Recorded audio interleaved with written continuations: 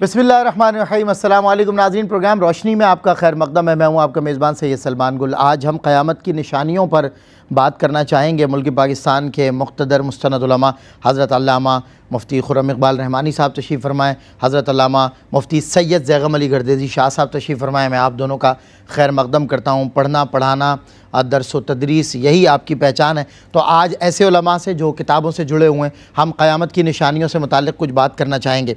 नाज़रीन किराम, एक निशानी क़यामत की जो है वो बहुत बड़ी बड़ी जंगों का ज़िक्र भी मिलता है। और आजकल आप देखते हैं कि दुनिया में मिडल ईस्ट की जो तबाही है, जो पैनिक सिचुएशन है, वो आपको क़यामत की निशानियों की तरफ आपकी तवज्जो मबज़ूल कराती है। लेकिन क्या ये एग्जैक्टली वही वक्त है कि जिसका ज़िक्र हज़रत सल्लल्लाहु अलैहि वसल्लम ने फ़रमाया, या अभी कुछ निशानियाँ बाक़ी हैं? दूसरा, इमाम मेहदी का ज़हूर होना है, हज़रत ईसा अलैहिस्सलाम ने तशरीफ़ लाना है और हुज़ूर का उम्मती बन के तशरीफ़ लाना है, जो ख्वाहिश का इज़हार किया गया था। और हमारी किताबें, हम सबसे बड़ी बात कि हमारी कुतुब अहादीस में जो जो निशानियाँ हमें बताई गई हैं, कुरान मजीद फ़ुरक़ान हमीद की रूह से जो कुछ हमने समझा है, उलमा की ज़बानी उसको समझने की आज कोशिश करेंगे। क़यामत की निशानियाँ, ये आज हमारा मौजू है।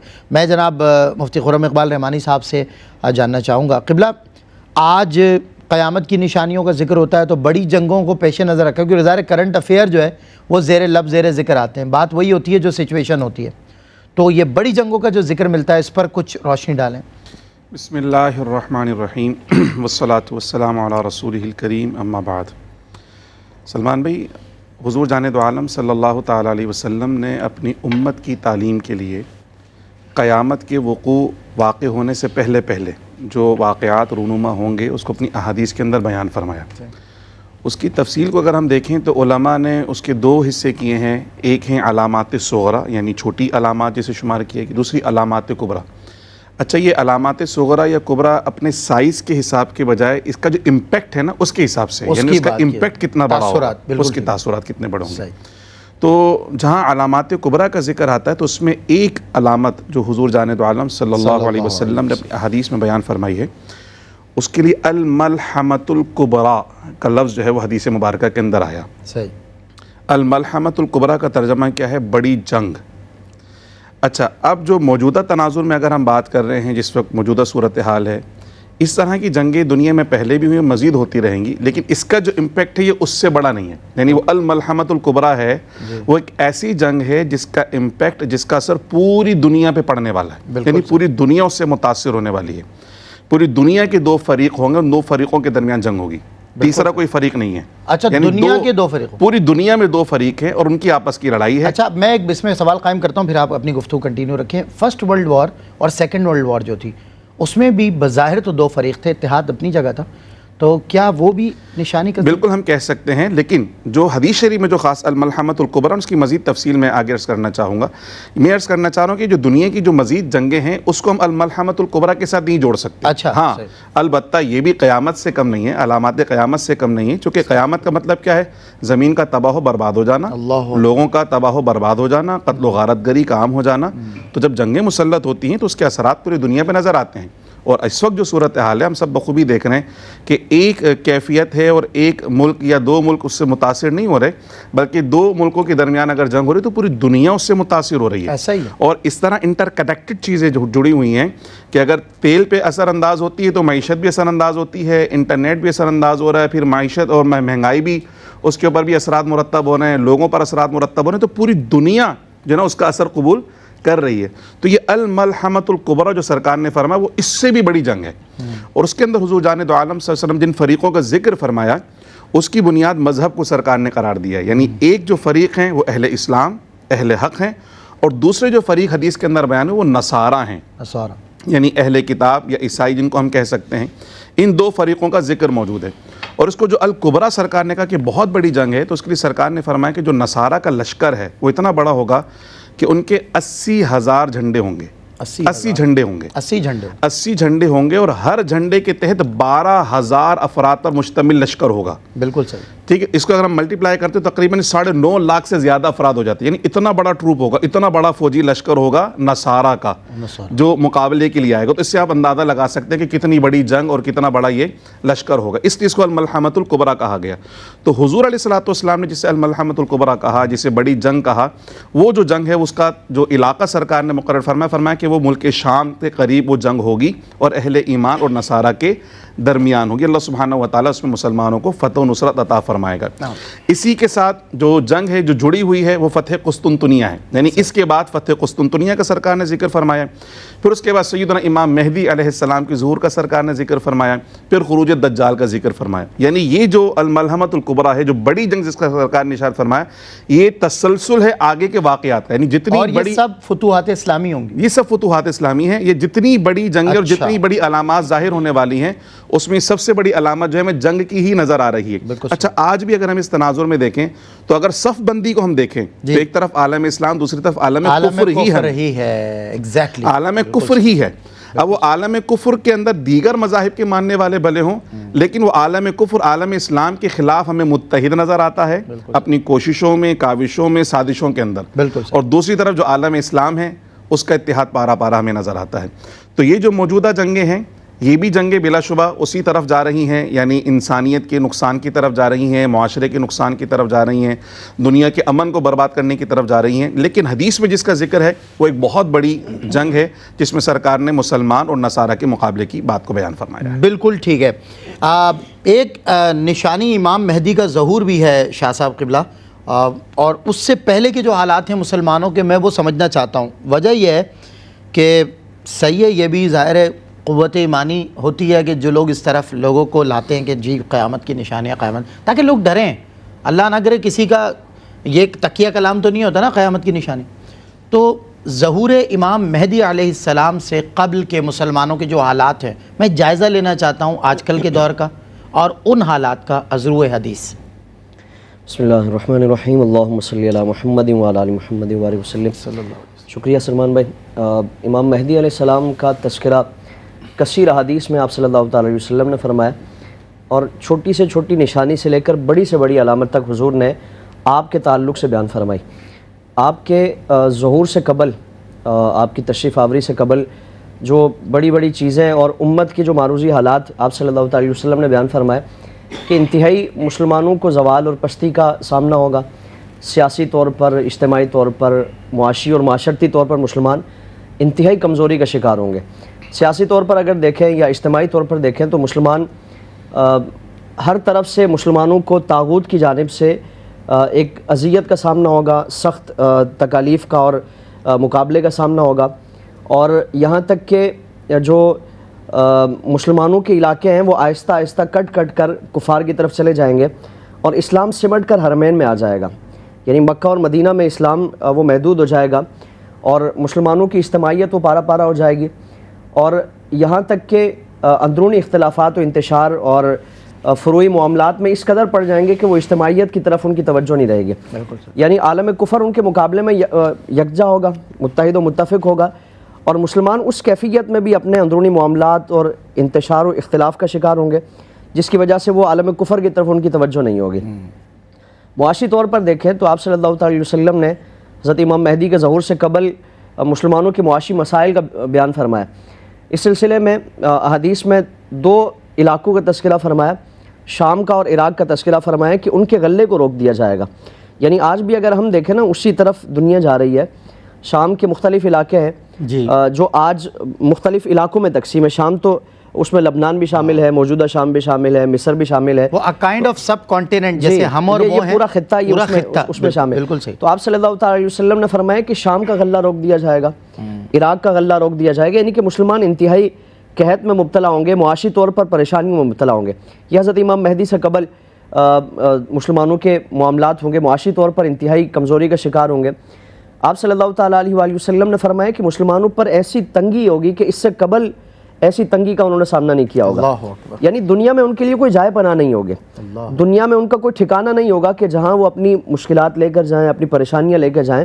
یہ مسلمانوں کے اجتماعی معاملات اس قدر ٹوٹ پھوٹ کا شکار ہو چکے ہوں گے۔ مفتی صاحب آپ دیکھ رہے ہیں شاہ صاحب بے بسی کا عالم تو کچھ ایسا ہی ہے، یقیناً ایک دوسرے کا ظاہر مر رہے ہیں مسلمان ہمارے سامنے، اور آپ صلی اللہ تعالیٰ علیہ وآلہ وسلم نے اسی زمانے سے متعلق جو مشہور حدیث مبارکہ ہے نا کہ حضور نے فرمایا کہ عنقریب وہ زمانہ تم پر آئے گا کہ اقوام عالم اس طرح جمع ہو جائیں گی کہ لوگ جس طرح کھانے کے دسترخوان پہ ایک دوسرے کو دعوت دیتے ہیں، اللہ ایک دوسرے کو بلاتے ہیں، تو یعنی وہ جس طرح ایک کھانے کی تھالی پر سارے مل کر اس کو کھاتے ہیں اور اس میں سے اپنا اپنا حصہ لیتے ہیں، تو فرمایا کہ اقوام عالم اس طرح جمع ہو جائیں گے۔ تو صحابہ نے عرض کیا یا رسول اللہ کیا ہم افرادی قوت ہماری نہیں ہوگی، کیا ہم تعداد میں قلیل ہوں گے؟ تو حضور نے فرمایا تھا کہ تعداد کثیر ہوگی، قلیل نہیں ہوگی، لیکن وہ وہن کا شکار ہو جائیں گے، یعنی دنیا کی محبت اس قدر غالب آ جائے گی کہ وہ اللہ کی راہ میں جہاد کرنا، شوق شہادت، جذبہ جہاد، وہ ساری چیزیں تمہارے دلوں سے نکل جائیں گی۔ اور اسی لیے آپ صلی اللہ علیہ وسلم نے بطور خاص حضرت امام مہدی کے ظہور سے قبل جو معاملات بیان فرمائے کہ زمین اپنے خزانے کھول دے گی، جس طرح نہر فرات سے متعلق فرمائے کہ وہ اس کے خزانے ظاہر ہو جائیں گے، سونے کے پہاڑ اس سے ظاہر ہو جائیں گے، ان پہاڑوں کے اصول کے لیے، سونے کے ذخائر کے اصول کے لیے لوگ آپس میں قتل و غارت کریں گے، یہاں تک کہ اگر 100 بندے ہوں گے تو اس میں سے ایک بندہ بچے گا، اور ہر ایک اسی خواہش میں ہوگا کہ کاش مجھے کچھ مل جائے، اور اسی آرزو کے ساتھ، اسی تمنا اور کوشش کے ساتھ جائے گا کہ میں اپنا حصہ اس میں سے وصول کر کے آ جاؤں۔ یعنی مادی فوائد کے لیے، مالی معاملات کے لیے وہ اتنی تگدو ہوگی کہ آپس میں قتل و غارت کی جائے گی، اجتماعیت پارا پارا ہو جائے گی۔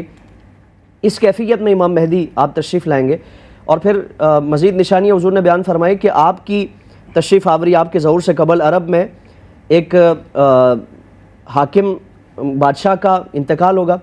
اب اس کے انتقال کے بعد وہ سیاسی طور پر وہ خانہ جنگی ایک شکار ہو جائیں گے، عرب پورا اس کیفیت میں مبتلا ہو جائے گا، یعنی بادشاہ کے انتخاب کے لیے کوئی ان کے پاس کوئی ایسا نام نہیں ہوگا یا کوئی ایسا بندہ نہیں ہوگا، کوئی مناسب نہیں ہوگا کہ جس پر سب متفق ہو سکے۔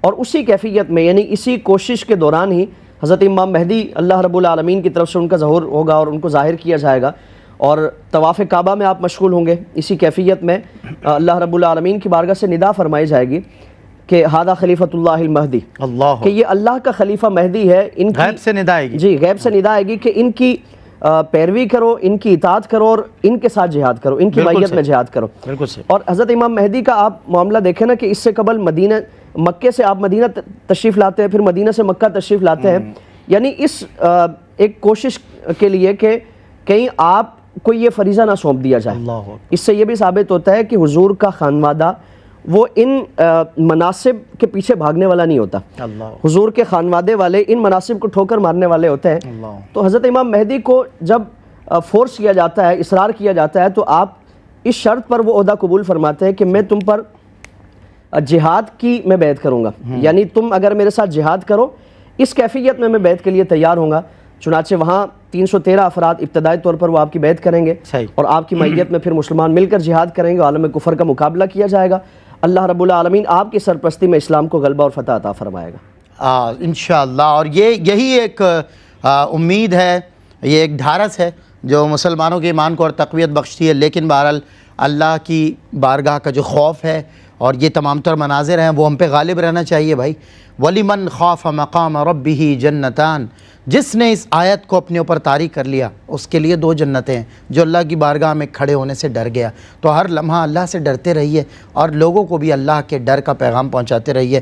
یہ تمام معاملات یہ ہمارے لیے، یہ کفر کے لیے نا سیلیبریشن ہے، اس کو دیکھتے ہیں، ہنستے ہیں، پارٹی کرتے ہیں، جشن مناتے ہیں، ہمارے لیے نہیں ہے۔ ہمارے لیے تو ہمارے ایمان کی تقویت اور خوف خدا کا غلبہ ہے۔ ہمیں اللہ کے حضور اللہ سے معافی طلب کرنی چاہیے۔ بریک کے بعد ہوتی ہے ملاقات۔ خوش آمدید ناظرین، خیر مقدم ہے آپ کا پروگرام روشنی میں علامات قیامت۔ آج ہمارا موضوع ہے مفتی خرم اقبال رحمانی صاحب، مفتی سید زیغم علی گردیزی شاہ صاحب ہمارے مہمان ہیں۔ خوبصورت کلام حضرات علماء بریک سے قبل فرما رہے تھے۔ امام مہدی، ظہور امام مہدی علیہ السلام سے قبل کے مسلمانوں کے حالات کا ہم جائزہ لے رہے تھے۔ تو خیر کچھ ملتی جلتی باتیں سننے میں آئیں، شاہ صاحب جو فرما رہے تھے کہ وہ حالات نظر بھی آ رہے ہیں اور مکمل نظر نہیں بھی آ رہے۔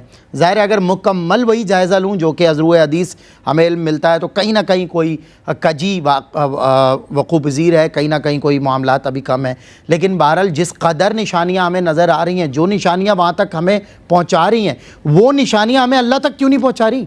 ہم اللہ کے حضور کیوں نہیں کھڑے ہو رہے؟ ہم طلب اور جستجو اللہ سے کیوں نہیں کر رہے کہ اللہ رب العزت ہمارے ایمان کی حفاظت فرمائے؟ ہم کیوں نہیں اللہ کے حکم پہ عمل کر رہے؟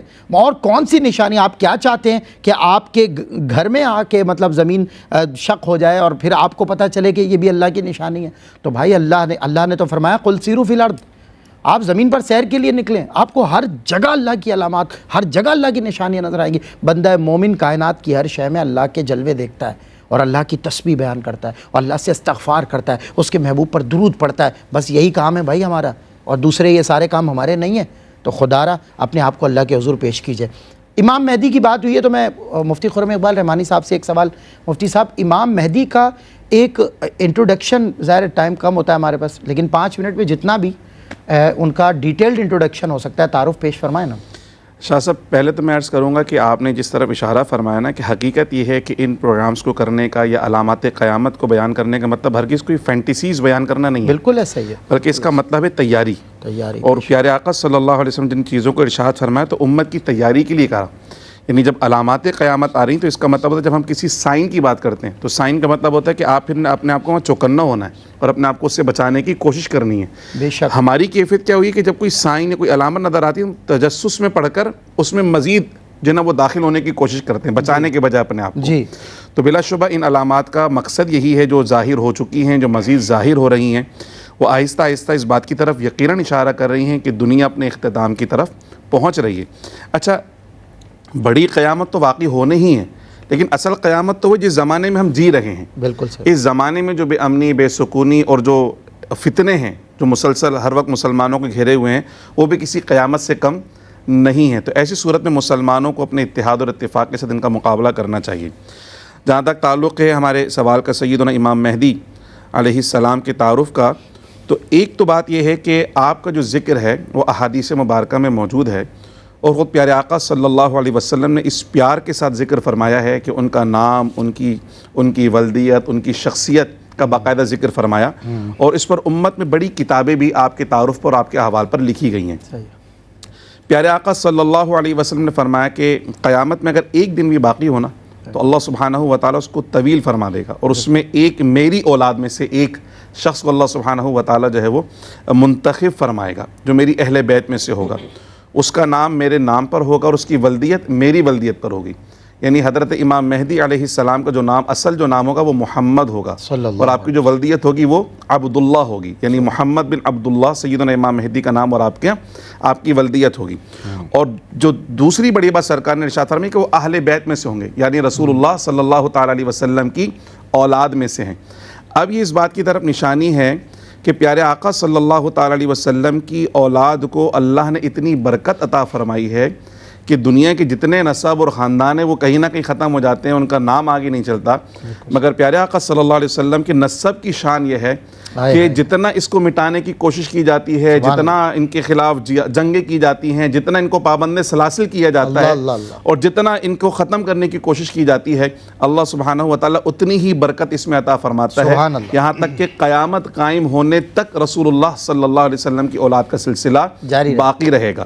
اور اس امت میں جس طرح پہلا جو اتحاد مسلمانوں کا ہوا وہ حضور جانے دو عالم صلی اللہ علیہ وسلم کی برکت سے ہوا، بے شک کہ لوگ منتشر تھے، متفرق تھے، سینکڑوں خداؤں کی عبادت کرنے والے تھے۔ پیارے آقا آئے تو اللہ نے فرمایا کہ ہم نے تمہیں ایک ایسا حبیب عطا فرمایا کہ تم تو جہنم کے گھڑے کے کنارے پر تھے، لیکن ہم نے اس کی برکت سے تمہیں آپس میں بھائی بھائی کر دیا، فَأَصْبَحْتُم بِنِعْمَتِهِ إِخْوَانًا۔ تو پوری امت متحد ہو گئی پیارے آقا صلی اللہ علیہ وسلم کی برکت سے۔ ایک ایسے قائد ملے جس نے امت کو قیادت کرنے کا ہنر سکھایا۔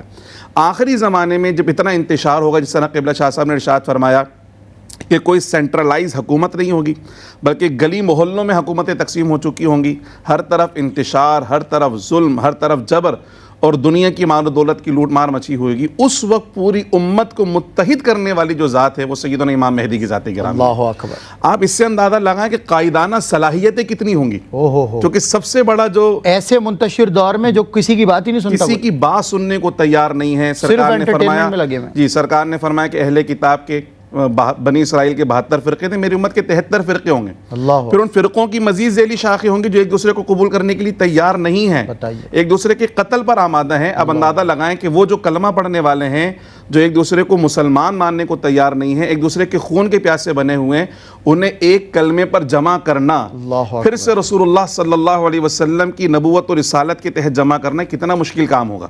تو سیدنا امام مہدی کی شخصیت، آپ کا کردار اور بالخصوص جو قائدانہ صلاحیت ہے وہ آپ کے اس کارنامے سے ظاہر ہوتی نظر آتی ہے کہ وہ منتشر امت جو نہ صرف ایک خاص علاقے میں منتشر ہے بلکہ پوری دنیا کی منتشر امت، یعنی آپ کسی خاص قوم کو جمع کرنے کی بات نہیں کر رہے کہ جی عربوں کو متحد کر دیں گے یا مڈل ایسٹ کے لوگوں کو جمع کر دیں گے، پوری امت مسلمہ کا ایک قائد ہوگا، پوری امت مسلمہ کا کیا دور ہوگا۔ تو اندازہ لگائیے کہ کتنی بڑی شخصیت ہیں، کتنا بڑا کردار اور صلاحیتیں کتنی ہیں۔ اچھا، حضرت سیدنا امام مہدی علیہ السلام کی شخصیت کا ایک اور تعارف جو نظر آتا ہے نا، سو سرکار نے ارشاد فرمایا، جیسے سرکار کے نام پر نام، سرکار کی ولدیت اور ان کی ولدیت، تو حضور جانے دو عالم صلی اللہ تعالی علیہ وسلم کی صفات کاملہ کا مظہر اس زمانے میں اگر کوئی ہوگا تو سیدنا امام مہدی علیہ السلام ہوگا۔ یعنی حضور کی پہچان اس زمانے کے مسلمانوں کو اگر کرنی ہوگی تو سیدنا امام مہدی کو دیکھیں گے تو سرکار کی پہچان ہو جائے گی، سرکار سے محبت ہو جائے گی، سرکار کے دین سے محبت، اور ایسی محبت ہوگی کہ پھر وہ سارے منتشر جمع ہو کر دین اسلام کی غلبے کی کوشش کریں گے۔ کیا بات ہے، کیا بات ہے، کیا دور ہوگا اللہ وہ دور۔ میں تو ابھی بھی کہتا ہوں کہ متحد ہونے کی ضرورت ہے، یونٹی، مطلب ایز وی یونائٹ، اگر ہم اپنی پاور سمجھے نہیں سمجھ رہے کیا کریں، تو حال ہے، مار پڑ لی ہے پوری دنیا میں۔ اچھا، میں مفتی سید زیغم علی گردیزی شاہ صاحب کی طرف بڑھتا ہوں ناظرین، اور ان سے حضرت یہ جو امام مہدی کے ایک مطلب ایک امام مہدی ایک لیڈر کے نیچے متحد ہونے والی بات ہے، یہ ساری امت، یہ 2 ارب شاید زیادہ ہوں گے، 3 ارب ہوں کیا پتہ اس وقت، کوئی بعید نہیں ہے، اس سے بھی زیادہ ہوں، یہ سارے ایک لیڈر کے نیچے ہم تو ابھی سمجھ میں نہیں آ رہی یہ کانسیپٹ، کیونکہ آج تو بڑا مشکل کام ہے۔ میں تو اکثر چلاتا ہوں، چیختا ہوں کہ متحد ہو جائیں، ایک اللہ کو مان لیا، کلمہ پڑھ لیا، حضور کو آخری نبی، خاتم النبیین، دس از آلسو نیسیسری، مان لیا، بس وہ مسلمان ہیں، دیٹس اٹ۔ نظریاتی مسئلے اختلافات ہے، کوئی ہٹ نہیں رہا، آپ ایک جگہ بیٹھ جاؤ، نہیں بیٹھتے، تو آپ بتائیے سارے متحد ہو جائیں گے امام مہدی کے اس میں؟ یقیناً حضرت امام مہدی علیہ السلام آپ کا جہاں حضور نے تذکرہ فرمایا تو آپ کی قائدانہ صلاحیتوں کی برکتیں بھی حضور نے بیان فرمائی کہ آپ کی قیادت میں اللہ رب العالمین اجتماعیت عطا فرمائے گا، مسلمانوں میں اتحاد و اتفاق عطا فرمائے گا، اور اس اتحاد کا مقصد یہ ہے نا کہ وجہ یہ ہے نا کہ آپ جو نعرہ لے کر اٹھیں گے، یعنی اللہ رب العالمین کے دین کی سربلندی، بقا اور تحفظ کا نعرہ لے کر آپ اٹھیں گے، اور اللہ کے دین کی سربلندی اور تحفظ کے لیے آپ جہاد فرمائیں گے، اور اسی جہاد کے ذریعے عالم کفر کا مقابلہ کیا جائے گا، مسلمانوں کو وہ عظمت رفتہ جو کھو چکی ہے اس کو واپس بحال کیا جائے گا، اللہ رب العالمین جہاد کی برکت سے مسلمانوں کو واپس عزت عطا فرمائے گا۔ اور اس میں یہ بھی حضرت امام مہدی کا جو پہلا بیعت کا 1 پوائنٹ جو ایجنڈا ہے کہ جہاد پر آپ نے بیعت فرمانی ہے اور جہاد پر ہی بیعت لی جائے گی، تو اس سے یہ بھی ہمارے لیے ظاہر ہوتا ہے کہ جہاد وہ امت مسلمہ کی بقا کا ضامن ہے۔ بالکل صحیح، جس زمانے میں نظریاتی جنگ نہیں ہوگی، اسلامی جنگ۔ اور یہاں یہ بھی یاد رکھا جائے نا کہ آج بھی مختلف علاقوں میں ہم دیکھتے ہیں کہ کسی جماعت کو یا کسی گروہ کو کہا جاتا ہے کہ یہ امام مہدی کے ساتھ جائیں گے، یہ فلاں، بالکل تو وہ امام مہدی علیہ السلام کی جنگ وہ کسی خاص علاقے کی نہیں ہوگی، کسی خاص گروہ کی نہیں ہوگی، اجتماعیت کے لیے ہوگی، اتحاد و اتفاق کے لیے ہوگی، اور اسلام کی خاطر ہوگی، پوری امت مسلمہ کی خاطر ہوگی۔ تو امام مہدی جہاد کے ذریعے اسلام کے غلبے کے لیے آپ اٹھیں گے، آپ کے ساتھ جو آپ کے چاہنے ماننے والے ہیں وہ اس نظریے کے ساتھ، اس نعرے کے ساتھ اٹھیں گے، اور پوری امت آپ کا اس معاملے میں ساتھ دے گی، آپ کے جھنڈے تلے سب جمع ہوں گے، اللہ رب العالمین ایسا غلبہ عطا فرمائے گا کہ پوری روئے زمین پر آپ کی حکومت ہوگی۔ بالکل صحیح، یعنی اسلام کا ایسا بول بالا ہوگا کہ ہر طرف اسلام ہی اسلام ہوگا، اور پوری روئے زمین مشرق مغرب میں، شمال و جنوب میں اللہ رب العالمین آپ کو غلبہ عطا فرمائے گا، آپ ہی واحد پوری امت مسلمہ کے بلکہ پوری کائنات کے حاکم ہوں گے۔ اور پھر کیفیت کیا ہوگی کہ انتہا درجے کا امن ہوگا، سکون ہوگا، سلامتی ہوگی، اور حدیث مبارکہ میں فرمایا کہ اس قدر خوشحالی ہوگی، یہ 7 سال یا 9 سال کا زمانہ جو بیان فرمایا گیا، اس میں فرمایا کہ ایسی خوشحالی ہوگی کہ لوگ وہ زکوٰۃ دینے کے لیے نکلیں گے، کوئی لینے والا نہیں ہوگا۔ حضرت امام مہدی فرمائیں گے کہ اعلان کیا جائے گا کہ اگر کوئی شخص ہے، کوئی ضرورت مند ہے، محتاج ہے، تو وہ آ جائے اور اپنی ضروریات کے لیے مجھ سے رابطہ کرے، مگر کوئی تو نہیں فرمایا کہ ایک بندہ، یعنی اتنے تلاش بسیار کے باوجود صرف ایک بندہ آپ کی بارگاہ میں حاضر ہوگا، اور اسے فرمایا جائے گا کہ جتنا تو لے سکتا ہے لے لے، کیونکہ ہے اتنا دینے والے ہی ہیں۔ یعنی یہاں اگر قائد میں دیانتداری ہے، ایمانداری ہے، تو پھر وہ اس کے اثرات وہ نیچے آتے ہیں بالکل، اور پوری سلطنت پر، پوری رعایا پر اس کے اثرات آتے ہیں۔ تو امام مہدی کا جو دور اقتدار ہوگا، دور خلافت ہوگا، اور بلکہ اس کو خلافت راشدہ میں شمار فرمایا گیا، خلافت راشدہ علی منہاج نبوت میں اس کو شمار فرمایا گیا کہ ایسی خلافت جو آپ صلی اللہ تعالیٰ علیہ وآلہ وسلم کی تعلیمات کے مطابق، حضور کے مقدس طریقے کے مطابق ہو۔ تو حضور کا طریقہ تو اتحاد و اتفاق والا ہے، انتشار والا نہیں ہے، افتراق والا نہیں ہے۔ پوری امت آپ کے جھنڈے تلے جمع ہوگی اور اللہ رب العالمین اسلام کو غلبہ اور شان و شوکت عطا فرمائے گا، فتنوں کا خاتمہ کیا جائے گا، ہر طرح سے جو بھی اس طرح کے معاملات مسائل ہوں گے، حضرت امام مہدی کا دور انتہائی سنہری دور ہوگا، انتہائی خوشحالی والا دور ہوگا۔ اللہ رب العالمین اس دور کے مسلمانوں کو آپ کی برکت سے یہ اعزاز و شرف عطا فرمائے۔ کیا بات ہے شاہ صاحب، اور وہ بیت کا مصرع مظفر وارثی کا، اس پر وقفہ لینا چاہتا ہوں کہ پھر بھیج دے کوئی عمر، پروردگار بہروبر، پروردگار بہروبر۔ بریک کے بعد ہوتی ہے ملاقات۔ شامدید ناظرین، خیر مقدم ہے آپ کا ایک مرتبہ پھر پروگرام روشنی میں علامات قیامت، اور ہم امام مہدی علیہ السلام کی بات کر رہے ہیں، اور ہم یہ کہتے ہیں کہ امام مہدی وہ کہ جب امام آئیں گے تو ایک صاحب نے لکھا تھا کہ حال دل سنائیں گے جب امام آئیں گے، تو بھائی حال دل ضرور سنائیں گے، لیکن بات یہ ہے کہ ان کے آنے سے پہلے تیاری کیا ہے۔ بات ہو رہی ہے تیاری کی، پریپریشن کی، کیونکہ دنیا یہ ہمارے لیے امتحان گاہ ہے، اور اس امتحان میں جب آپ کا لیڈر آپ کے سامنے کھڑا ہوگا تو ہماری کیا تیاری؟ تو ہم نے تب ان کے 1 پوائنٹ ایجنڈا پہ جمع ہونا ہے۔ آج کیوں نہیں جمع ہو جاتے؟ پہلے سے ہی متحد ملیں، امام بھی خوش ہو جائیں، راضی ہو جائیں، اللہ بھی راضی ہو جائے، اس کا رسول بھی۔ بہرحال مفتی صاحب سے بات کرتے ہیں۔ مفتی صاحب، یہ جو اتنی ڈیولپمنٹ ہو جائے گی ایک لیڈر کے نیچے، دیکھیں ظاہر ہے اس ساری سچویشن کو تو سامنے رکھنا پڑے گا نا، یہ افراتفری، یہ منتشر الفکر انسان، 2 ارب ہیں، 2 ارب کی الگ سوچ ہے، سب الگ الگ سوچ رہے ہیں، تو یہ سارے ایک طرف آ جائیں گے۔ پھر امام مہدی کے پاس یہ سپر پاور، ہمارے پاس ٹیریٹریز ہیں جو بھی اپنی طاقت کا مظاہرہ کرتی ہیں، ان کے پاس کون سی پاور ہوگی امام مہدی کے پاس؟ ٹیکنالوجیز کیا ہوں گی؟ کس طرح ہم ڈیولپ ہوں گے؟ آگے کیسے بڑھیں گے؟ سلمان بھائی، اس سوال کے بیان سے پہلے اگر ہم تھوڑا سا تاریخ کو بھی دیکھیں تو ہمیں نظر آتا ہے کہ اس وقت جو ہم گفتگو کر رہے ہیں موجودہ حالات کے تناظر میں، یا اس وقت جو جیو پولیٹیکل سچویشن ہے دنیا کی، اس کی شاید اس کے تناظر میں ہم اس چیز کو دیکھ رہے ہیں۔ صحیح۔ لیکن دنیا میں اس سے پہلے بھی سپر پاورز رہی ہیں، اور بڑی بڑی سپر پاورز رہی ہیں، بڑی طاقتور حکومتیں رہی ہیں۔ جی رومن امپائر، بالکل رومن امپائر تھا، پرشین امپائر تھا، خلافت عثمانی رہی، ادھر رشیا، سوویت یونین رہا، بالکل صحیح، لیکن سب کولیپس ہو گئے۔ ایسا ہی تو یہ دنیا کے اندر طاقتوں کا ظہور اور نئی طاقتوں کا جو کولیبریشن ہے بنتا رہتا ہے۔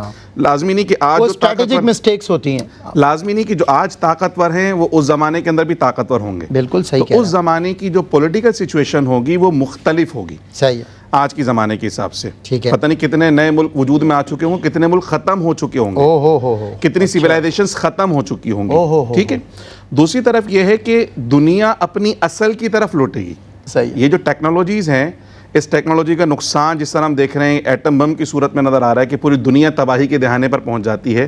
تو جتنی جنگیں ہو رہی ہیں، یہ جنگیں انسان کو ترقی کی طرف لے کر نہیں جا رہی، بلکہ ترقی معکوس ہے، یہ واپس اس کو اس اسٹون ایج کی طرف لے کر جا رہی ہیں۔ تو عین ممکن ہے کہ جتنی جنگوں کا ذکر اس احادیث مبارکہ میں موجود ہے اور جس طرح کے حالات کا ذکر موجود ہے، تو عین ممکن ہے کہ دنیا اور جو اس کی جو سیولائزیشن ہے، جو ترقی کولیپس کر چکی ہو، یعنی یہ اپنے سارا اسلحے کا ذخیرہ تباہ و برباد کر چکے ہیں، بالکل، پتہ ہے بچا ہی کچھ نہیں ان کے پاس، کچھ نہیں بچا۔ عین ممکن ہے چونکہ احادیث میں اشارہ ہے۔ اچھا، یہ احادیث کے علاوہ سائنٹسٹ بھی پریڈکٹ کر رہا ہے کہ 3rd ورلڈ وار یا اس کے بعد کا جو دور ہوگا وہ ڈنڈوں سے ہو رہی ہوگی جنگ، کیونکہ اسلحہ ختم ہو چکا، جی ختم کر تو ظاہر سی بات ہے ایک خاص وقت تک آپ کے پاس اثاثے ہیں، اور اثاثے لامحدود تو نہیں ہیں، بالکل ایسا ہی، ان میں ختم تو ہونا ہی ہے کسی نہ کسی طریقے سے۔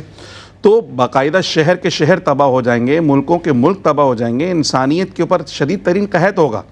اور جس طرح ابھی ہم بات کر رہے ہیں 2 ارب مسلمانوں کی، تو یہ اس وقت 2 ارب ہیں، اس زمانے میں کتنے ہوں گے ہمیں نہیں پتا، ممکن ہے کہ تعداد کم ہو چکی ہو، چونکہ الملحمۃ الکبریٰ کے تحت جو حدیث ہم نے ذکر کی تھی اس میں نصارہ کی تعداد زیادہ بیان کی تھی سرکار نے، کہ نصارہ کی تعداد زیادہ ہے، مسلمانوں کی تعداد کم ہے۔ اچھا، وہ اس نیج میں اس میں بھی کم ہے، آج بھی کم ہے، جی افرادی قوت کے حساب سے، افرادی قوت، تو عین ممکن ہے کہ اس وقت مسلمانوں کی تعداد اتنی زیادہ نہ ہو، لیکن وہ کم ہو، لیکن اللہ سبحانہ وتعالیٰ کی طرف سے طاقت، قوت اور ایمانی حرارت کی وجہ سے وہ کثیر جو ہے وہ لشکروں پر غالب ہو، جیسے اللہ کی ہمیشہ سنت رہی ہے، اللہ کی طرف سے نصرت رہی ہے۔ تو عین ممکن ہے کہ اس وقت کے حالات آج کے حالات سے بالکل مختلف ہوں۔ پہلے تو ہمیں یہ جو منظر نام ہے اس کو تھوڑا سا اس بارے میں یہ کلیئر کر لینا چاہیے. جب یہ چیز کلیئر ہو جاتی ہے پھر ٹیکنالوجی کی بات آتی ہے, یعنی پاورز کون سی ہوں گی. تو حدیث شریف کے اندر جو چیزیں ذکر کی گئی ہیں اس میں تو بالکل وہی چیزیں ذکر ہوئی جو سرکار کے زمانے میں آلات حرب تھے, بالکل صحیح, گھوڑے اور تلوار, انہی حالات حرب کا ذکر ہوا ہے. تو وہ والی جنگ بھی اگر یہ سارے اثاثہ جات, سارا اسلحہ, یہ سب تباہی و بربادی کی طرف نظر ہو جاتا ہے تو پھر واپسی ہم اسی طرف آئیں گے جس طرح اللہ نے قرآن میں فرمایا وَأَعِدُّوا لَهُم مَّا اسْتَطَعْتُم مِّن قُوَّةٍ وَمِن رِّبَاطِ الْخَيْلِ تُرْهِبُونَ بِعَدُوِّ اللَّهِ وَعَدُوَّكُمْ. تو وہی اسلحہ, وہی سواریاں اور وہی آلات حرب ہوں گے جو رسول اللہ کے زمانے کے, صلی اللہ علیہ وسلم. ٹھیک ہے. پھر دوسری کیفیت یہ ہے کہ اس وقت جو مقابلہ ہے, یعنی ہم جو اللہ کی سنت ہم دیکھتے ہیں کہ جتنے انبیاء کرام تشریف لے کر آئے ان کے زمانے کے کفار, ان کے پاس جو آلات تھے اللہ کے نبی نے اس کو مقابلہ کیا. تو دجال کے پاس اگر کوئی آلات ہیں اور دجال کے پاس کوئی سامان حرب ہے تو یقیناً اللہ کے اس محبوب ولی کے پاس بھی سامان حرب ہے. اور جو اصل چیز ہے وہ مادیت اور روحانیت کی جنگ ہے. یعنی سیدنا امام مہدی کی جو جنگ ہے وہ مادیت کے غلبے کی نہیں, وہ روحانیت کے غلبے کی ہے. تو اس میں اللہ کی نصرت, ایمان کی قوت اور اللہ کے اس محبوب ولی کی کرامت, وہ اصل جو پاورز ہیں, جو ٹیکنالوجی اصل میں وہ یہ ہے, یعنی روحانیت کی ٹیکنالوجی جو ہے وہ اصل میں سیدنا امام مہدی کے پاس ہے. سرکار نے فرمایا کہ دجال کسی علاقے میں جائے گا تو وہاں لوگوں کو خوشحالی نظر آئے گی, اناج اور غلہ باہر, لیکن جب وہ اس علاقے کو چھوڑ کر جائے گا وہاں قحط سالی ہوگی. کہا حضور کھانے کو کیا؟ کہا کھانے کو تو کچھ نہیں ہوگا, غذا کیا ہوگی؟ کہا اللہ کا ذکر اس کی غذا ہوگی. یعنی مومن کی جو غذا ہوگی وہ اللہ کا ذکر کرے گا, اس کا پیٹ بھر جائے گا. اس سے اب اندازہ لگا کہ وہ روحانیت کے غلبے کی جنگ ہے.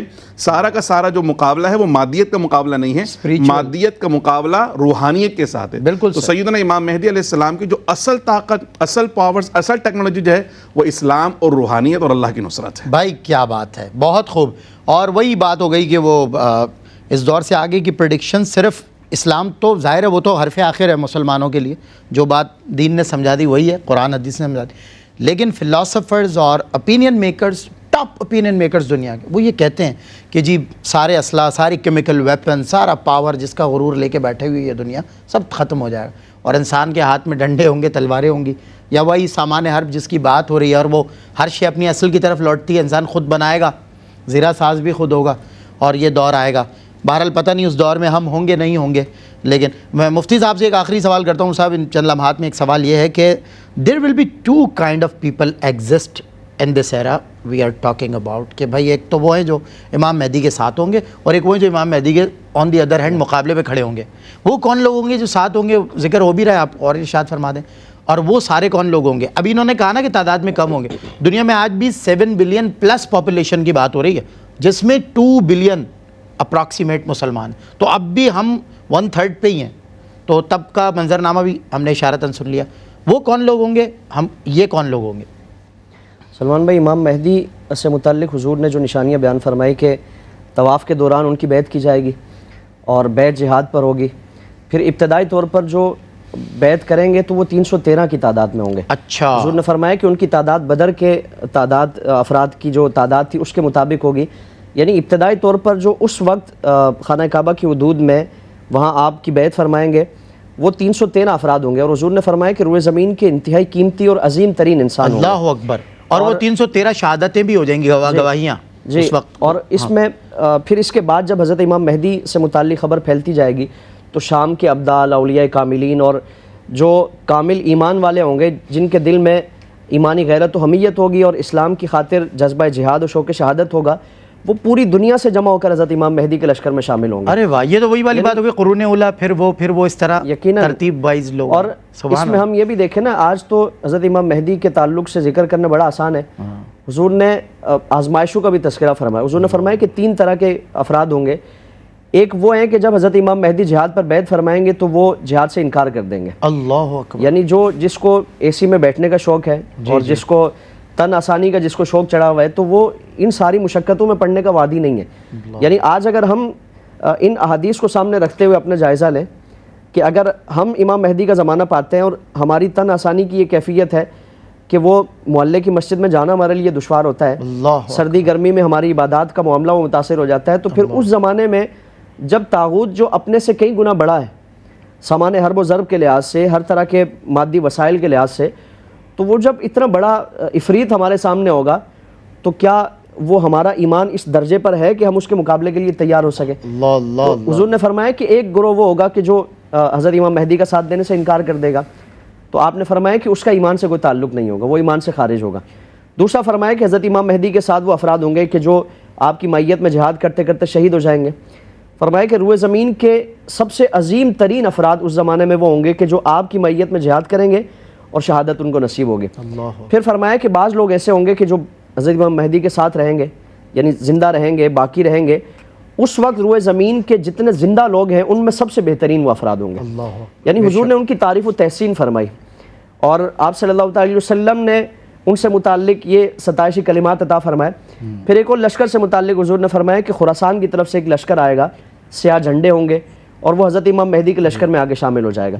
اس حدیث میں بھی بعض لوگ گما پھرا کے تعویلیں کر کے مختلف گروہوں کو شامل کرنے کی کوشش کرتے ہیں، تو یہاں بس بنیادی طور پر یہ چیز یاد رکھی جائے کہ حضرت امام مہدی کا جو ساری کوشش ہے وہ کسی ایک مخصوص علاقے کے لیے نہیں ہے، کسی مخصوص جماعت کے لیے نہیں ہے، امت کی بقا تحفظ کے لیے ہے، امت کی عزت و عظمت کے لیے ہے، پوری امت مسلمہ کو اس گرداب سے نکالنے کے لیے آپ کوشش فرمائیں گے۔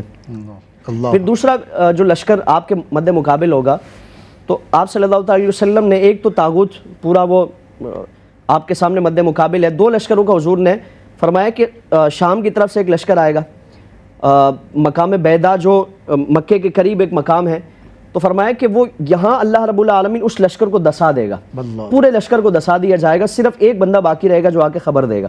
پھر ایک اور شخص کا تذکرہ فرمایا سفیانی، جو حضرت امام مہدی کے ظہور سے قبل اس کی حکومت ہوگی، بڑا فتنہ ہوگا، انتہائی ظالم و جابر حکمران ہوگا، یہ حضرت امام مہدی کے لیے آئے گا، اور اللہ رب العالمین اس کے مقابلے میں آپ کو بھی غلبہ بنو امیہ میں سے ہوگا، اور حضور کی آل کو اللہ رب العالمین ان پر غلبہ عطا فرمائے گا۔ تو یہ فتنے حضرت امام مہدی کے ساتھ ہوں گے، لیکن اللہ رب العالمین آپ کو غلبہ، فتح اور پوری دنیا پر شان و شوکت کے ساتھ آپ کو حکومت و سلطنت عطا فرمائے۔ اللہ اکبر۔ شاہ صاحب بہت شکریہ کہ آپ نے جوائن کیا، اور حضرت آپ کا شکریہ وقت نکالا، اور آج بہت بھرپور ماشاءاللہ کلام ہوا، مختصر وقت میں حضرات علماء نے نپی تلی باتیں قرآن و حدیث سے اخذ کیں اور ہم تک پہنچائیں اور ہمیں آسان زبان میں سمجھائی۔